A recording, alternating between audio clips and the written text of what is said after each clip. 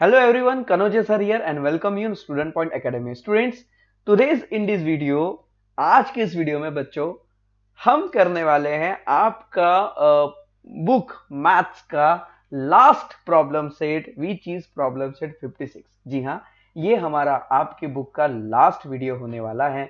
इसके बाद हम तो आपको सीधा 6th स्टैंडर्ड में ही मिल पाएंगे। सो स्टूडेंट्स, ये जो है chapter number 16 preparation for algebra की जो हम तैयारी कर रहे हैं, अलजेब्रा की तैयारी, उस लेसन का और ये आपके बुक का लास्ट वीडियो है। और मैं खुश हूं कि इस वीडियो के साथ मैं आपका ये जो कोर्स है वो पूरी तरह से कंप्लीट कर पा रहा हूं इस वीडियो के साथ। सो बच्चों, आइए शुरू करते हैं हमारे इस वीडियो को, हमारे इस प्रॉब्लम सेट को। तो अगर आप हमारे चैनल पर नए हैं या फिर आपने इस चैनल को अभी तक सब्सक्राइब नहीं किया और अगर आप चाहते हैं कि इस तरह की वीडियोस में हमेशा आपके लिए लेकर आते रहूं और जिस तरह से आपने मेरे वीडियोस को देखकर अपने 5th स्टैंडर्ड की तैयारी की है, उस तरह से आप अपने 6th स्टैंडर्ड की, 7th स्टैंडर्ड की, 8, 9, 10th, 11th, 12th सभी स्टैंडर्ड की तैयारी कर सके अच्छे से, तो फटाफट वीडियो को लाइक और चैनल को सब्सक्राइब जरूर कर दीजिए और ऑल नोटिफिकेशन पर क्लिक कर दीजिए ताकि हमारे वीडियो के सारे नोटिफिकेशन सबसे पहले आपको मिल पाए। तो आइए स्टार्ट करते हैं प्रॉब्लम सेट 56। तो आइए स्टार्ट करते हैं आपके बुक का last problem set 56। Students, problem set 56 शुरू करने से पहले बहुत सारी चीजें समझने के लिए वो हम समझ लेते हैं यूजिंग लेटर्स। इस प्रॉब्लम सेट में हमें लेटर्स का यूज करना है, स्किप मत करना। बहुत सारे बच्चे क्या कर देते हैं, सीधा प्रॉब्लम सेट पे आ जाते हैं, हमें होमवर्क मिला है, तैयारी करनी है, स्किप करो, सर ने क्या क्या बताया बस वो छाप लो।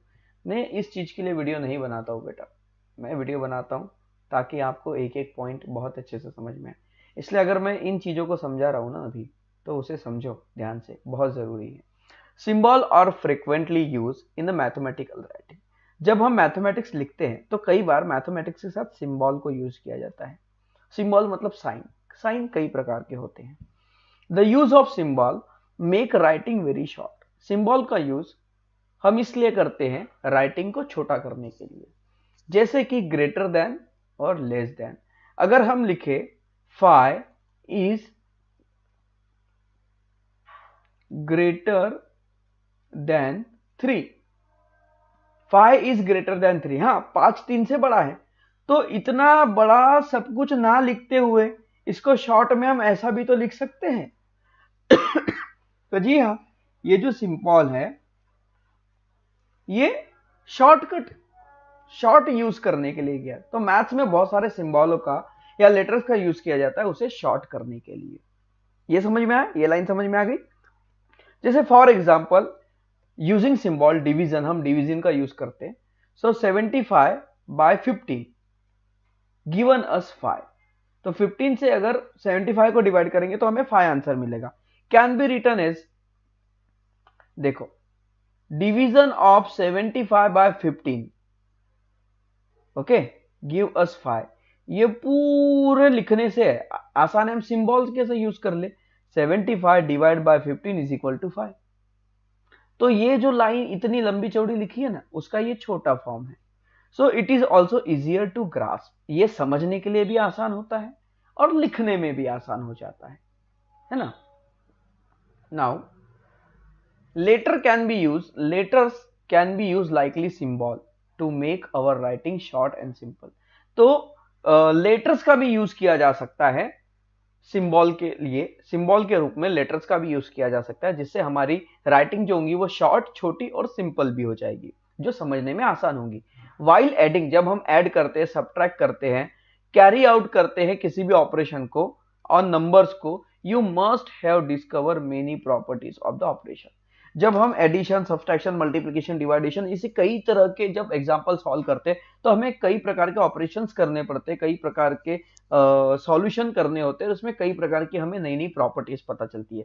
जैसे कि एक प्रॉपर्टी है, for example, what property do you see in the sums like 9 + 4 4 + 9। इसमें हमें क्या प्रॉपर्टीज दिखने मिलती है, इसमें यह प्रॉपर्टी हमें दिखने मिलती है, चाहे आप 9 + 4 करो या 4 + 9 करो, मतलब आप 9 + 4 करो या इसका उल्टा करो, आंसर एक ही आने वाला है, 13।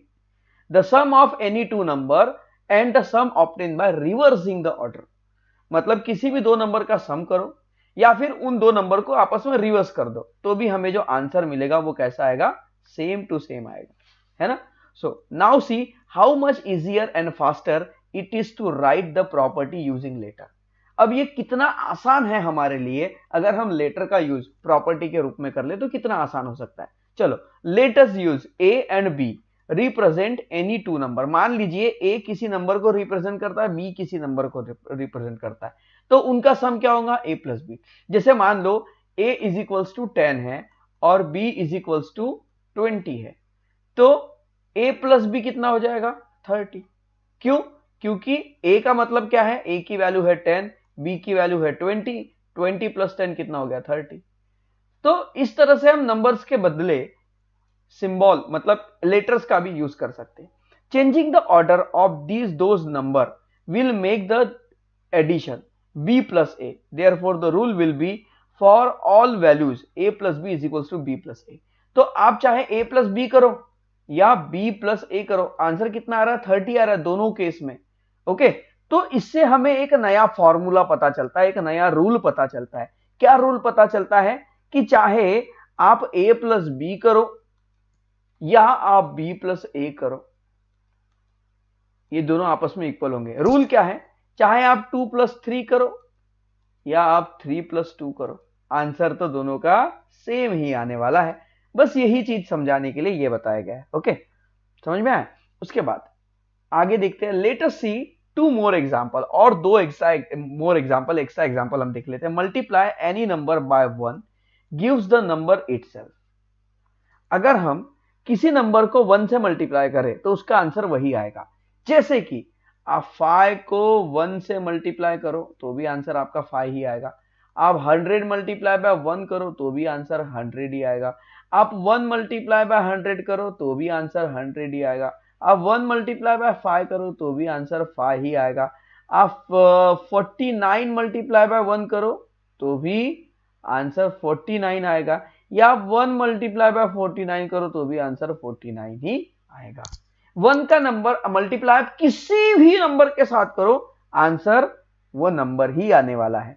तो इससे हमें क्या रूल मिलता है, आप a का मल्टीप्लाई 1 के साथ करो तो भी आंसर a ही आने वाला है, या आप 1 का मल्टीप्लाई a के साथ करो तो भी आंसर a ही आने वाला है ना। मतलब 1 का मल्टीप्लाई आप किसी भी नंबर के साथ करो, आंसर वो नंबर ही होने वाला है। जैसे कि अगर मैं यहां पर लिख दूं x मल्टीप्लाई बाय 1 तो आंसर x आएगा। अगर मैं लिख दूं p मल्टीप्लाई बाय 1 तो आंसर p आएगा। अगर मैं लिखूं z मल्टीप्लाई बाय 1 तो आंसर z आएगा। समझ में आया? तो इससे हमें एक रूल्स पता चलते हैं, ये एक रूल बन जाता है, a multiply by 1 is equal to a। Formula बन जाता है, given two unequal number the division of the first by second is not the same the division of the second by the first. So in short, a plus b are two different number. So a divided by b equal not b divided by a। जैसे देखो a plus b ये equal होता है b plus a के, वैसे a multiply bye b ये equal होता है b मल्टीप्लाई बाय a के। जैसे कि 2 प्लस 2 इंटू 3, 2 इंटू 3 6 होगा, 3 इंटू 2 भी 6 होगा, 2 3 जा 6, 2 3 जा 6, 3 2 जा 6 होता है, 2 प्लस 3 5, 3 प्लस 2 5 होता है। तो ये जो कंडीशन है प्लस और मल्टीप्लाई वाली ये सेम बैठती है, पर माइनस और डिवाइड वाली जो कंडीशन होती है वो सेम नहीं रहती। जैसे कि मान लो 3 माइनस 2 कितना होगा 1, ओके, और 2 माइनस 3 ये कितना होगा -1। ठीक है, तो ये वाली कंडीशन अभी ये आप बोलोगे सर ये माइनस कहां से आ गया, तो ये समझाने के लिए आपको अभी आगे की क्लास में जाना पड़ेगा। ओके, जब आप सब्सट्रैक्शन समझेंगे। बस अभी ध्यान में रखिए कि -1 और 1 इनमें बहुत बड़ा अंतर है। -1 मतलब वो माइनस में है, मतलब तुम्हारे ऊपर कोई कर्जा है। जैसे मान लो तुम अगर -100 में हो, इसका मतलब आपको 100 रुपए किसी को देने हैं, और अगर आप +100 में हो इसका मतलब 100 रुपए आपके पास है, वो आपके खुद के हैं। समझ में आया? इसे हम अगली क्लास में बहुत डिटेल में बहुत अच्छे समझेंगे। ओके, कि -1 +1 क्या होता है, इसके बीच में क्या डिफरेंस है। सो डोंट वरी, इसलिए आपके बुक में ये एग्जाम्पल भी नहीं दिया हुआ है, आपके बुक में सिर्फ डिवाइड वाला एग्जाम्पल दिया हुआ है। तो आइए इस डिवाइड वाले एग्जाम्पल को हम समझते हैं। देखो, अगर 10 डिवाइड बाय 2 है तो आंसर आएगा 5। इसी को रिवर्स कर दो, 2 डिवाइड बाय 10 तो पता है आंसर क्या आएगा?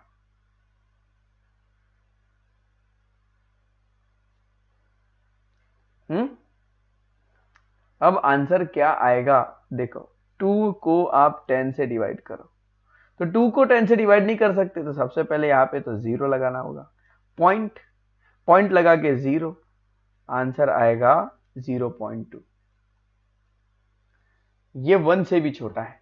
तो देखो नंबर वही है, यहां पर देखो हमने 2 + 3 किया तो भी 5 आया, 3 + 2 किया तो भी 5 आया, पर यहां पर हम 10 को 2 से डिवाइड करते हैं तो अलग आंसर आता है, और 2 को 10 से डिवाइड करते हैं तो अलग आंसर आता है। समझ में आ रहा है? तो ये जो चीजें हैं ये सिर्फ किस कंडीशन में होगी?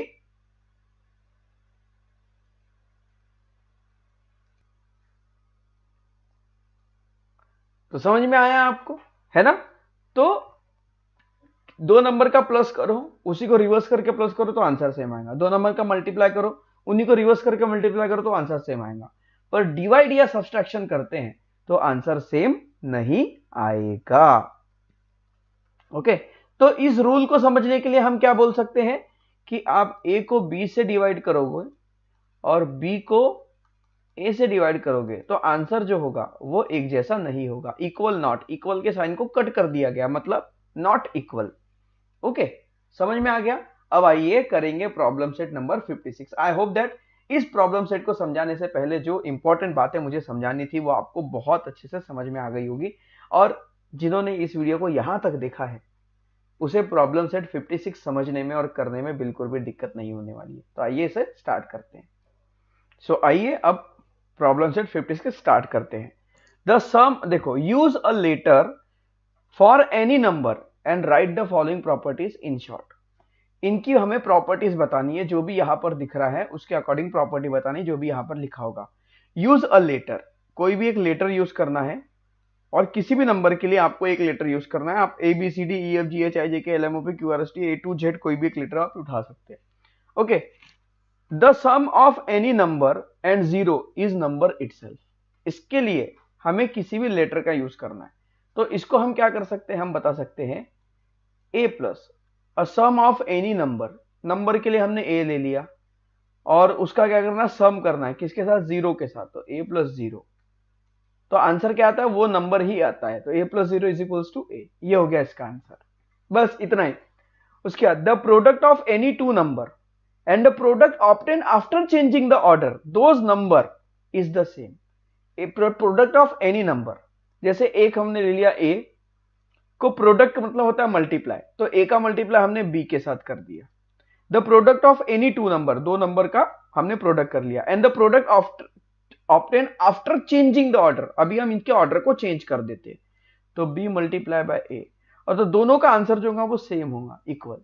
तो ये जो है, चाहे तो a × b = b × a, ये हो गई इसकी प्रॉपर्टी, हमने शॉर्ट में बता दी।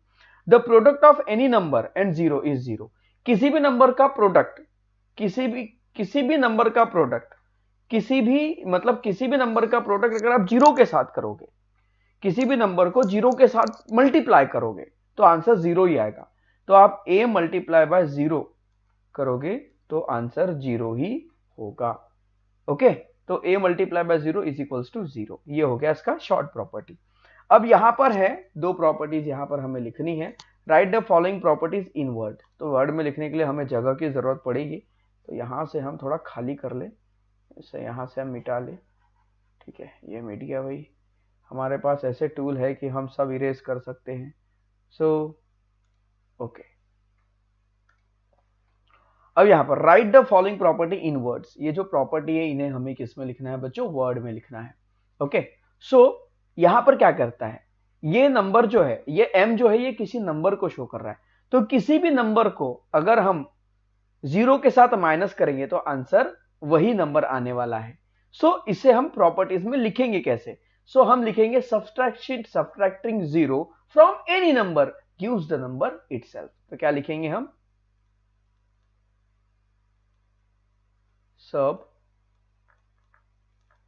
subtracting 0 from any number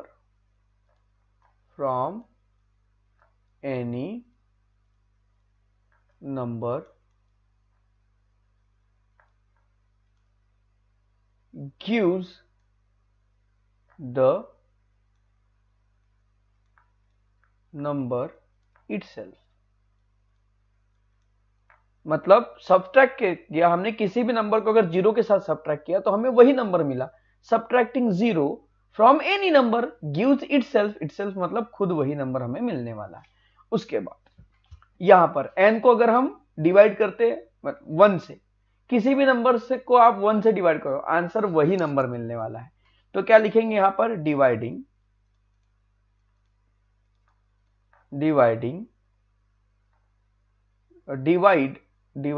any number, dividing any number by 1, किसी भी नंबर को आप 1 से डिवाइड करो,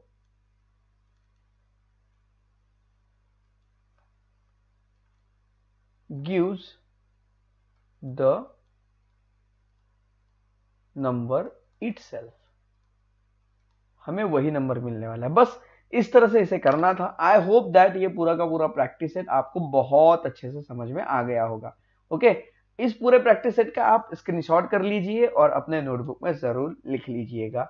okay, so students, I hope that मेरा पढ़ाना प्रॉब्लम सेट 1 से लेकर 56 तक आपको जरूर पसंद आया होगा, और आई होप दैट कि आप मेरे वीडियोस को बहुत अच्छे से एंजॉय आपने किया है, और मेरे वीडियोस के थ्रू आपने अच्छे से पढ़ाई की है, और उम्मीद करता हूं कि आप मेरे वीडियोस के थ्रू बहुत अच्छे से पढ़ाई करते रहेंगे, और मेरे वीडियो का यूज करके आप एग्जाम में बहुत अच्छे मार्क्स स्कोर करेंगे। सो मेरी तरफ से आप सभी के लिए बेस्ट ऑफ लक। और ये जो है हमारा आज का ये जो वीडियो था, ये आपके मैथ्स का आपकी क्लास का लास्ट वीडियो है। इसके बाद आप मुझसे मैथ्स कंटिन्यू करना चाहते हैं तो आपको फिर 6 स्टैंडर्ड्स के मेरे ही वीडियो 6 स्टैंडर्ड की प्लेलिस्ट में मिलेंगे, वहां से आप 6 स्टैंडर्ड्स के सारे वीडियोस को आप देख सकते हैं। सो स्टूडेंट्स, आप सभी को मेरी तरफ से आपकी एग्जाम के लिए बेस्ट ऑफ लक। अच्छे से पढ़ाई कीजिए, बहुत अच्छे मार्क्स से पास होइए, और अपने स्कूल का और अपने पेरेंट्स का नाम रोशन कीजिए, और साथ साथ हमारे चैनल को भी आगे बढ़ाने में मदद कीजिए। अपने फ्रेंड्स तक इन वीडियोस को शेयर करें, और हमारे चैनल को ज़्यादा से ज़्यादा सब्सक्राइब दें, और सब्सक्राइब करें, वीडियो को लाइक करें। सो स्टूडेंट्स, मिलते हैं नेक्स्ट वीडियो में। Till then bye bye, take care. अगले क्लास में हम मिलेंगे नेक्स्ट स्टैंडर्ड 6 में। Till then bye bye, take care, love you, bye bye बच्चों, and best of luck for the exam.